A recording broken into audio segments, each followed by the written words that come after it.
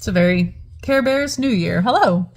I want to tell you my favorite New Year story in the hopes that it can offer you a sense of empowerment that you can feel no matter how this holiday goes. New Year's Eve has always been my favorite holiday. But as a little gay kid growing up in the 1980s, it was also tinged with a deep sense of sadness because I would see people on TV in Times Square kissing. And I knew that because I was gay, that no one would ever want to kiss me. Surprise, I did get to kiss a couple people on New Year's in my life. But it was the early 2000s and I had just started dating this woman and we were going to celebrate New Year's Eve at the Polo Club, which is this gay bar in Hartford.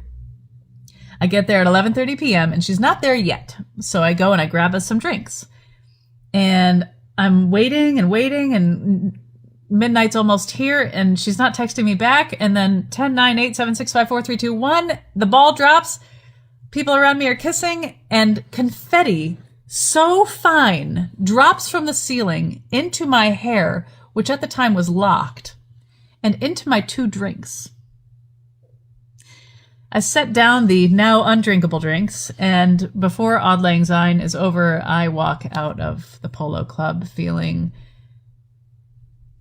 dejected and sad and surprised, but struck with an exhilarating sense of empowerment because I know one thing for sure going into this new year.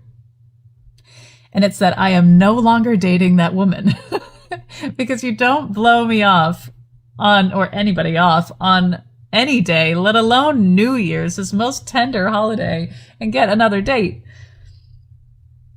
And I was really surprised at how thrilling it felt to know that I was worth so much more than that. And for months afterwards, I found little pieces of confetti in my hair. And every time I found one of those pieces of confetti, I remembered that feeling of empowerment, that thrilling sense of self-worth.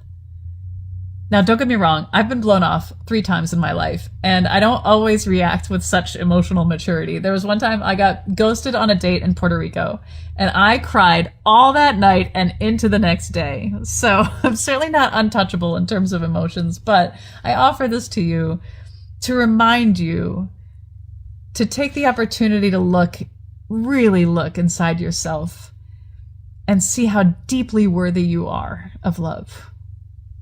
Regardless of whether people kiss you or not, whether people love you or not, whether people show up for you or not, whether people are honest with you or not, that has no relevance to your true worth. Look what you're connected to and see how big you are and how eternal you are. And people are going to do what they're going to do. But in the end, this love is true. You'll never lose it. Whether it's New Year's Eve or the last day of your life, you'll always have it. And so, from me to you, Happy New Year.